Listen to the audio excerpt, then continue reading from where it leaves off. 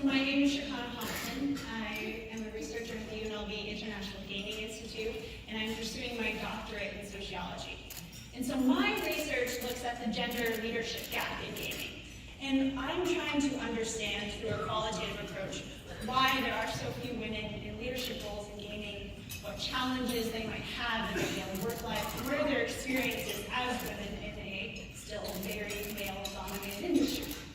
And after doing 46 interviews with women in a broad range of international gaming settings from across the US, tribal gaming, Canada, Latin America, the Caribbean, and Europe, in that women that represent all levels of management, from cage shift manager all the way up to C-suite executive, and all facets of the business. So operations to manufacturing, from vendors and suppliers to online gaming. There's been one theme that has emerged very clear in my research, and that is metoo. Now, metoo is a movement that began here in the United States combating sexual harassment in the workplace and beyond, but it has grown into a global phenomenon. From Stockholm to Seoul, from Toronto to Tokyo, accusations from women and men against powerful men and women have come out. Men and women have lost their jobs. Survivors have spoken. Some have been believed, and some have not. And after doing dozens of interviews in the gaming industry, it has become clear to me that sexual harassment is one of the industry's most pressing issues. But I don't want you to take my word for it. I'm a qualitative researcher, which means I'm a storyteller.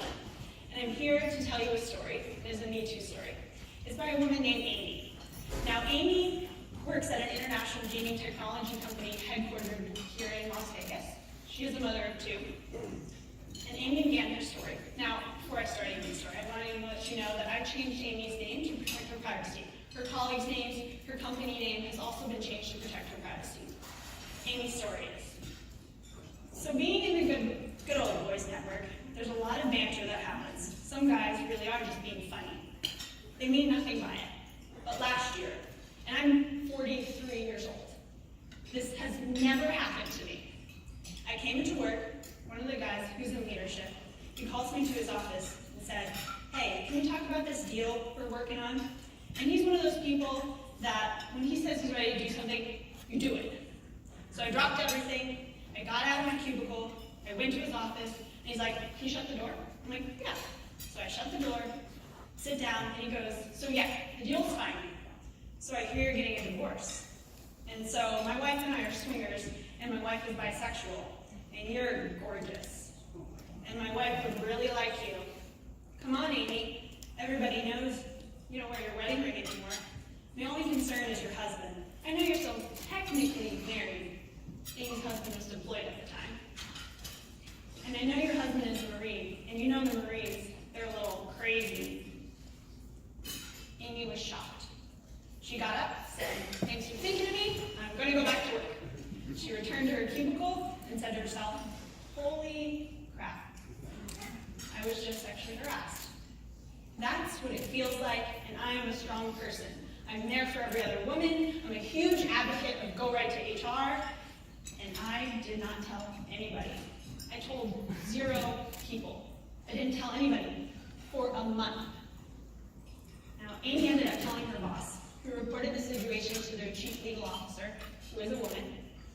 Amy retold her story to the chief legal counsel, who said, you think this doesn't happen to everybody? Do you think there's possibly something you could have said that would have given him that impression? Amy was devastated. She worked from home to avoid contact with the man and did whatever she could without putting her job at risk. It took HR 7 weeks to complete their investigation into Amy's case. She was never given access to the attorney's notes, and as she said, all they had was what the attorney gave them, which I knew from having 2 or 3 conversations with her was not going to truly represent what had happened. When she finally heard back from the head of HR, he says, well, we completed our investigation, and you're both very credible people. We talked to him, and we talked to you, and you're both very good at your jobs. We value both of your work, and we will do something to remediate. But I can't tell you what that will be, and I don't know when that will be. The man still works at Amy's company. He no longer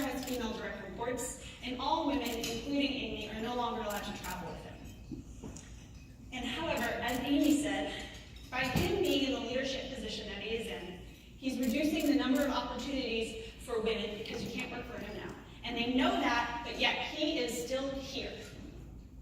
Amy added, so the Me Too movement is a double-edged sword.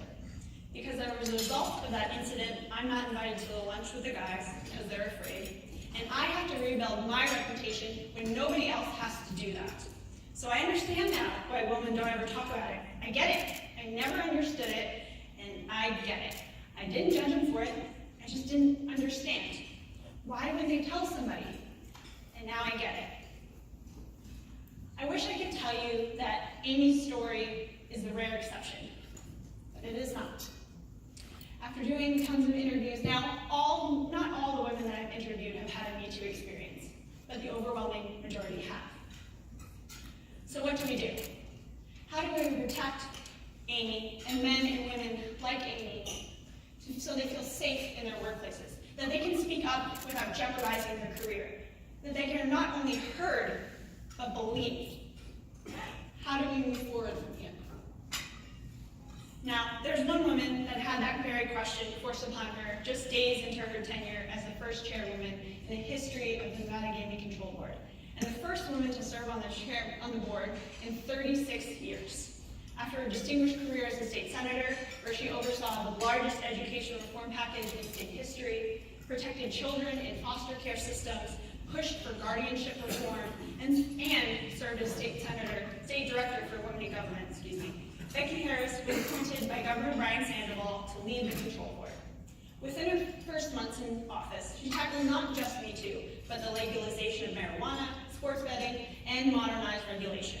She has stood up and led during a time when this industry needed it most. She is a voice for those who do not have one. She is a trailblazer. Please join me in welcoming to the stage the first academic fellow in sports betting at the UNLV International Center for Gaming Regulation, Becky Harris.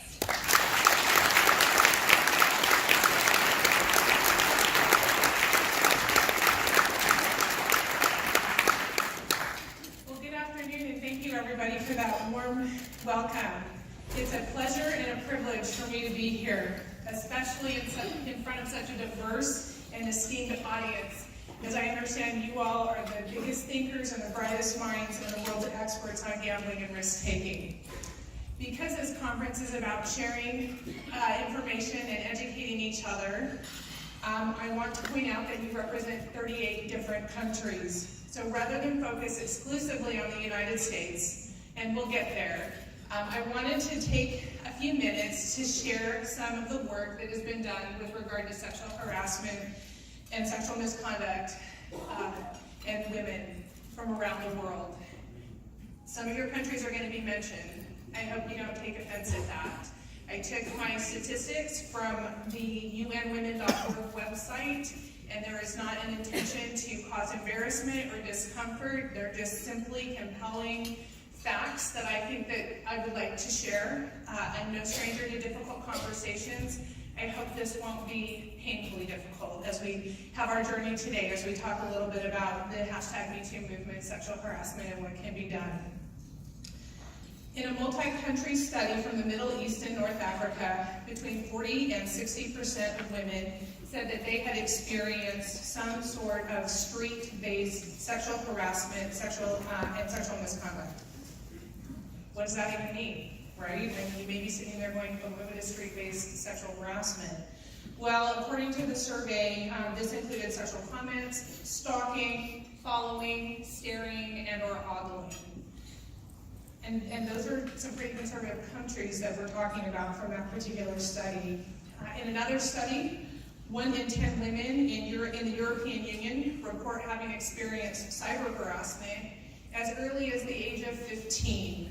Again, what might that be? Some of you may know as you're in your early 20s, and some of you may have children that are that age. But just so that we're clear, it's the receipt of unwanted, offensive, sexually explicit emails or text messages, or offensive, inappropriate advances on social networking sites. Okay, in this particular study, we're talking about young women as young as 15. Think of your sisters, your friends, your nieces, your children, and the kind of abuse that they're subjected to. This next particular statistic is very staggering. approximately 15 million adolescent girls aged 15 to 19 worldwide admitted that they have been sexually victimized.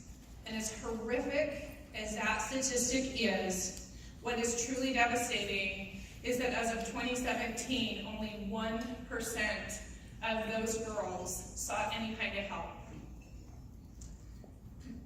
Give just some pause. Results from a national Australian survey show that almost 2 out of every 5 women, again, aged 15 on the youngest side and older, who've been in the workforce in the last 5 years have experienced sexual harassment in the workplace. In the majority of countries with data available, less than 40% of the women who experience violence seek help of any sort. Those who do look to family and friends instead of police, mental health, or public health services. Less than 10% of women seeking help actually sought help from law enforcement. I think that's sobering. And I want you to take a minute and I want you to let that sink in. Because I think that we have a worldwide epidemic, a true problem that needs to be addressed. And from work done by women of diversity here in Nevada, we know that in Nevada, women are increasingly the primary breadwinners of their home. Armed with this knowledge about sexual harassment, sexual misconduct, and sexual assault, why is it a surprise to anybody that women who face sexual harassment and/or sexual misconduct in the workplace, first of all, don't recognize it for what it is, second, are unaware of available resources, and 3, fail to report it? I think Shakana did a really good job of humanizing experiences that women in this country, in the United States, still face as they go to work and try to provide for their family. I submit to you that from the earliest age, in societies and cultures all around the world, this is not specific to any culture or country, girls are taught to ignore sexual harassment as they go about their business. Women cannot walk down streets. They cannot use mobile devices. They cannot attend school. They cannot go to their places of employment or even be in a relationship without the risk of being subjected to sexual harassment or sexual misconduct. Faced with economic realities and the necessity to provide for themselves and their families, women simply continue to do what they have been predisposed to do their entire lives: ignore sexual harassment and abuse. To be sure, protections have been put in place. And now we're going to start talking exclusively about the United States. Well, after I tell you that 144 countries have passed laws on domestic abuse and 154 countries actually have laws on sexual harassment. However, even where those laws exist, this does not mean that they are always compliant with international standards and recommendations, or that they are even implemented. More on that at the end of my speech. So let's take the United States as an example. The Civil Rights Act of 1964 was a piece of landmark legislation prohibiting discrimination based on race, color, religion, sex, or national origin, and it is supposed to provide protections to members of vulnerable populations. Despite the 54 years since these protections against sexual harassment and misconduct have been in place, in the United States, allegations and/or evidence of sexual misconduct is in the news almost daily. In fact, we could be here for hours and hours if we simply Googled all of the different events that have occurred in the last 90 days. So allow me to share with you just a handful of headlines from the past year. And I want to start with the most recent headline, which was within the last week. Disabled woman raped at Hacienda Healthcare was likely pregnant before. And any of you who've seen the story or live in the United States and have seen it on some of the news programs know that this disabled woman was likely subjected to repeated sexual abuse. Here's another. Art Briles, who was fired amid sexual assault scandal at Baylor, has been hired to lead an East Texas high school football program. I don't know if he did it, and if he didn't, I'm not here to make allegations against Mr. Briles, but how can that be? From earlier this year, Chrisfield High School nurse arrested on 19 sex offense charges.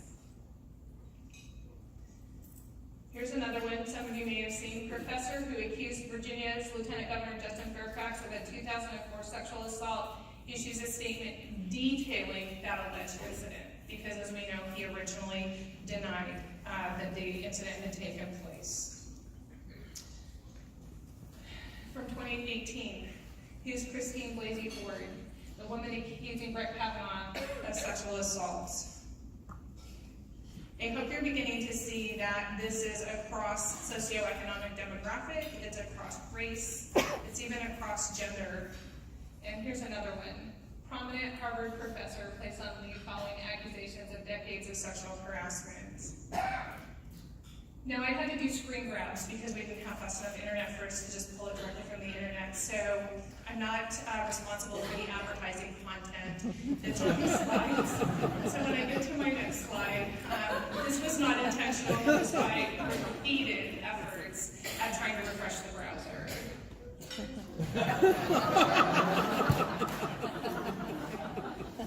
And the headline that started it all, Harvey Weinstein to take leave of absence as sexual harassment allegations surface. Okay? In this context, I want to share with you a few of my experiences as chair of the Nevada Gaming Control Board.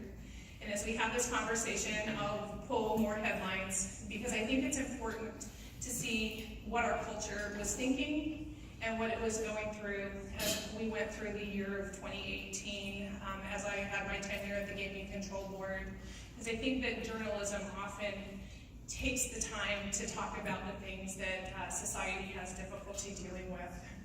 So let's start in January 12th, or on January 12th of 2018. It was announced to the world that I've been appointed to be the first female chair of the Nevada Gaming Control Board. The Nevada Gaming Control Board has a 60-year history, as you heard from Shakana. It's been over 30 years since a woman's even been on the board prior to my tenure there. For those of you who might not know, the board is charged with protecting the integrity and stability of Nevada's multi-billion-dollar gambling industry. And it governs by strict regulation, and by strict regulation, we mean strict. In 1977, the Nevada legislature declared that it was public policy of the state that we govern by strict regulation, and we do that by strictly regulating all persons, locations, practices, associations, and related activities. My first official day was January 22nd, 2018, and overall, I was having a pretty good week. We got to Friday morning, and as I'm, learning to assume my new responsibilities, and I'm overseeing a staff of about 400 people in multiple locations throughout the state, having introductory meetings with my staff to kind of get to know what the concerns are, what the priorities are. I kind of felt, wow, I can see a structure, I can see a way forward, we've got an organizational plan. This is going to be a great way to ease into this new job, okay? I think you know where I'm going with it. Then on Friday, January 26th, just before 10:30 a.m., I saw a headline I will never forget. Maybe you saw it too. Dozens of people recount pattern of sexual misconduct by Las Vegas mogul Steve Wynn. It was my 5th day of work. First female chair at a brand new job, right? High profile job, high profile regulatory body that's very well respected and known worldwide. So allegations such as these had never been made that I'm aware of in a public forum, much less published in the national press. Now, Nevada has a lot of things going for it with regard to gaming regulation, right? We have a lot of experience. In this situation, there was no ready source of knowledge. There was no immediate procedure. There was no context. And there was no experience from our history to deal with it or fall back on. And almost immediately, the phones of the board began to ring off the hook. I spent the next 7.5 hours on the phone with the press. Within hours, the Nevada Gaming Control Board had opened an investigation, and within days, we launched an electronic portal on our website to facilitate communication with the public because we simply did not have the resources to take all of the phone calls that were coming in and all the requests for communication.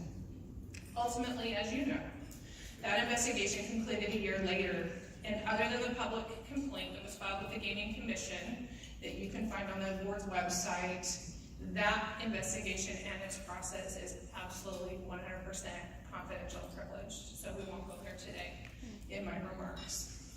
But that brings me to the second headline of 2018 that I won't forget. Nevada gaming regulators to create first ever policy to combat sexual harassment within the industry. On March 1st, I issued an industry notice and a checklist regarding sexual harassment prevention. I said it then, I said it to the press, and I'll say it now. Those proposed regulations were never about just one licensee. It recognized that the issues involved in sexual harassment and sexual misconduct are difficult, they're complex, they're multifaceted, they're emotional, they're messy. But I also thought that it was necessary and healthy for the Gaming Control Board to begin a dialogue around those issues with the stakeholders in our community. And as we put that out, feedback started to filter in to the board, and we got information and education and feedback from very diverse groups. I'm going to share some of those with you. So private citizens took the time to let the board know how they felt. Women's groups reached out, wanting to share their stories. College professors, how can we help inform you? How can we educate you and let you know what we think some best practices are? Attorneys practicing in sexual harassment. State agencies, how can we help? How can we work together? Union members took time to come down to the board's meetings and give public testimony. Employees came and detailed their experiences of sexual harassment while they were in the workplace. The Nevada Resorts Association, which is an industry advocate for gaming in Nevada, came and was influential and instrumental in working on how those regulations ultimately evolved. Non-restricted licensees and restricted licensees came to talk to us. For those of you who don't know, a non-restricted licensee would be Caesars, the Strip, and big integrated resort properties. Restricted licensees are like bars, restaurants, taverns, convenience stores, gas stations, those kinds of venues. We had sportsbook operators participate, and we had gaming manufacturers and many, many others who all wanted to share their experiences with the board and help us understand how these proposed regulations would affect them. One of the greatest things that happened is that restricted licensees began sending in these completed checklists. And at this point, it was just proposed. There was nothing binding or requiring them to do it, but they did it. They took the time to fill out those forms, and they began to reference their sexual harassment policies in board meetings and in other correspondence and communication with the board. And I thought, wow, this is phenomenal. We have conscientious gaming licensees in the state of Nevada who are really, really looking at this through a serious lens, and not to make the restricted licensees look any more responsible than the non-restricted licensees. Most of our non-restricted licensees are publicly traded companies who already have sexual harassment policies and have procedures and protocols for their employees. Well, in April, it was decided that proposed sexual harassment prevention policies, the checklist that I had distributed to the public, should be converted into an actual written regulation. There was some contemplation that this would be a checklist that licensees would certify that they complied with and submit it to the board as part of their annual filing, but instead we decided that a regulation was a good idea. So starting in May, the Nevada Gaming Control Board held a series of workshops throughout the state in order to provide a forum for open discussion. Those workshops were noticed for discussion purposes only, and it was done carefully and on purpose. We wanted to make sure that everybody who was a stakeholder in this discussion had the safety of knowing that they could be heard, that the board was not in a hurry to act, and that we would not move forward until they had had plenty of notice and plenty of opportunity to participate. Well, it soon became clear that there were 2 points of view with regard to this issue, which is really kind of fascinating to me. The first is that the Nevada gaming regulations were perfect as they were, that every disciplinary ground possible was already laid out in the regulations, and that sexual harassment was just subsumed with the existing regulations. The second point of view was that specific regulations for sexual harassment prevention were not only necessary, they were long overdue. Now, some of you might be going, well, why is this so controversial? You would think that sexual harassment prevention regulations could be a good thing. Well, a gaming license in Nevada is a privileged license. And that means there's no property right to it. So you can be disciplined for failure to follow the standards and the regulations that are prescribed upon you. And ultimately, you might be able to lose that license because there's no property right in law that says that you're absolutely entitled to have it. So that means that if the Nevada Gaming Control Board have regulations prescribing certain behaviors based on certain activities, you could lose your license, and that's a really expensive proposition. But as a side note, I would point out to you that the board's not really been shy about drafting specific regulations or industry notices as necessary.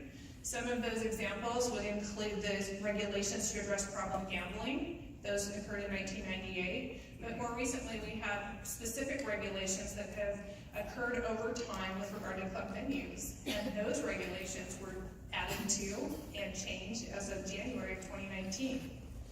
We have regulations regarding a patron dispute process because we think those social issues are important and we need to take the time to prescribe certain behaviors and provide certain processes for individuals so that there's a consumer protection component around that.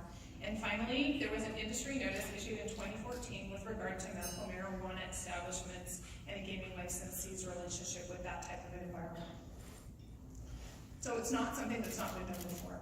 Well, during the time, I'm going to take you outside a little bit to the global US now. During the time that these critical conversations were happening in Nevada, there were other conversations in other jurisdictions around sexual harassment as well. And I don't know if the board's regulations helped inform some of these conversations. I like to think that maybe we had a little bit of influence. I'll give credit to those jurisdictions. They've passed those laws. And they are well on their way to providing workplace protections for women, and I applaud them for that. But I hope that maybe they took a minute to read the industry notice that we released to the public and thought that maybe there was an item or two that was a good idea. So I'm going to share with you what I think those are. So in Maryland, they had a bill with regard to reporting of employers. And on April 2nd, about a month after the board released its proposed regulations, they required that a survey be provided that provided for the number of settlements that were made by or on behalf of an employer of an allegation of sexual harassment by an employee. What I find so fascinating there is in our original checklist, the Nevada Gaming Control Board asked for specific reporting from each gaming licensee with regard to perfected claims with the EEOC and how many settlements and how many instances of sexual harassment claims were being pursued by licensees. So Maryland and Nevada were kind of on the same page with that, I think. New York did something interesting. Effective of October 8, 2018, all businesses in the state of Nevada are required to have a new model sexual harassment policy in place or revise their existing policy to meet or exceed the minimum standards that were provided by the state of New York. Now, in Nevada, when we issued our industry notice, we talked about sexual harassment policies in terms of minimum standards and the necessity to comply with those minimum standards. You could, of course, exceed those minimum standards, but you have to, at a minimum, have certain things in place with regard to sexual harassment policies. We had about 16 different items when we initially issued that checklist. And then New York also required that every employer either adopt a new model sexual harassment complaint form that they had drafted or draft their own. And the board had also taken the time to draft a model complaint form for employers to utilize with regard to sexual harassment. Other gaming jurisdictions, so this is really interesting. I'm unaware of any gaming jurisdiction that has to date passed sexual harassment prevention regulations, but I am told that there are at least 2 other gaming jurisdictions somewhere in the world that are taking up this issue and are looking into it. So let's come back to Nevada. So after months of refining those proposed regulations and checklists, the board held its last workshop in November in Las Vegas. But unlike the previous workshops, this one was noticed for possible action. Straight up, I didn't know if we were going to move on those regulations or not going into that hearing. But it's interesting because it began to be clear that after months of difficult conversations, there was a consensus around this idea that Nevada needed to have specific sexual harassment regulations contained in the Nevada Gaming Control regulations. And one by one, several high-profile individuals from the community and the gaming industry came to that hearing and began to testify.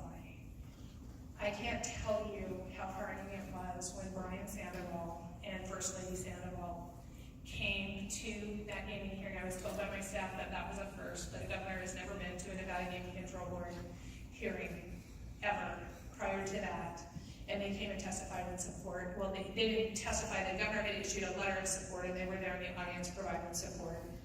Patricia Becker, though, did. She was the first female member and only female member prior to myself, and now Chair Morgan, who's also female, to serve on the board. She came and she testified in support of those gaming regulations. Jan Jones Blackhurst, who is from Caesars, the very property that we're at, came and testified in support. Jan had been a champion of the regulations from their inception and was there to lend her credibility to the effort.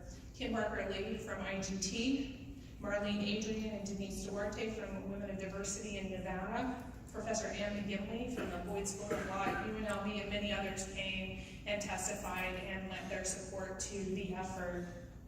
Most important of all, though, was the support of the two other members of the Gaming Control Board, Terry Johnson and Sean Reed, who sat on that board. And I didn't know how they felt about it because we have an open meeting law that prohibits us from having private conversations around public matters, and we took that very seriously and did not violate that. So until we were literally in that hearing making a motion to propose the passage of those regulations for consideration by the Gaming Commission, I had no idea how my other board members felt about this. But they voted with me unanimously to adopt those regulations. So the next headline that I thought was interesting, and another one that I will never forget, Harris shows political savvy as Nevada Gaming Control Board approved sexual harassment changes. And we were successful, and we were elated, and we were excited that after 8 months of dialogue, Nevada had the chance to send a message that gaming regulators were concerned about sexual harassment and would not tolerate it. So what are some important takeaways, right? Because I need you to go back to your jurisdictions, and I need you to feel that these issues are important for your wives, for your mothers, for your daughters, for your nieces, for your friends, for your children, for your grandchildren. Because in the 54 years that we've had sexual harassment protections in the country of the United States, we have not really gained significant ground. And it's going to take a worldwide effort, a groundswell of effort to make things better for our children. And I think as important it is for our girls, it is even more important for our sons, our fathers, our uncles, our nephews, our friends. Currently, there is a worldwide crisis, one of unrelenting sexual harassment and sexual misconduct. It is critical to continue to look for ways to more productively address sexual harassment and sexual misconduct. I believe that the regulations regarding sexual harassment prevention recommended to the Commission by the Nevada Gaming Control Board last November are a proactive, productive approach to address concerns related to sexual harassment and is an appropriate way to address them. Despite the actions on behalf of the Nevada Gaming Control Board, other jurisdictions have been more proactive on these issues than Nevada, and that puts Nevada in an awkward place. We are now not leading on these issues, rather we are in a position of trying to catch up or keep up, and we need to do better. Well, back to my time at the board, like my first Friday at the board, my last Friday at the board ended with the win. And this is the headline of 2019 that I won't forget.